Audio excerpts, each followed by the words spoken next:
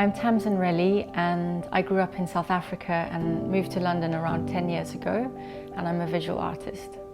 I work across a range of media that includes painting, printmaking and photography, and I enjoy seeing how different images and subjects translate between those media and how they might change from one to the other and back again.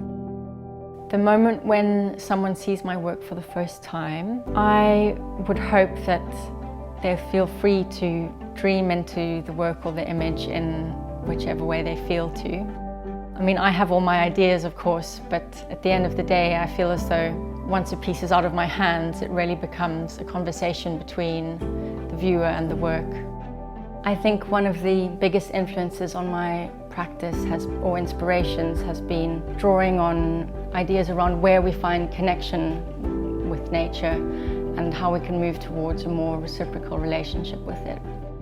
I've been using Winsor Newton oils for as long as I can remember, and the watercolors I've started using more recently. They're wonderful in that they have a really high pigment and seem to work very fluidly with the surfaces that I work with.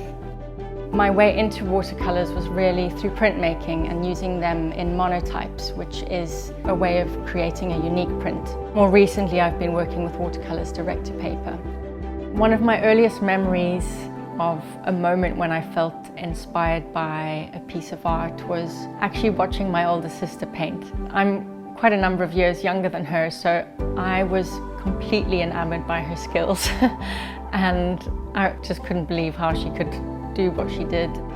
And I have a very distinct memory, funnily enough, of her painting these very simple, beautiful squares in glowing watercolors.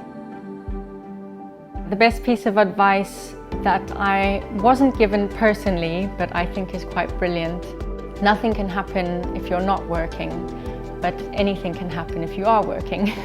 If you're feeling demotivated, I always find that really encouraging, in that the idea of just turning up to your canvas or turning up to that piece of time, if you're able to set it aside, just be there and see what can come out of that.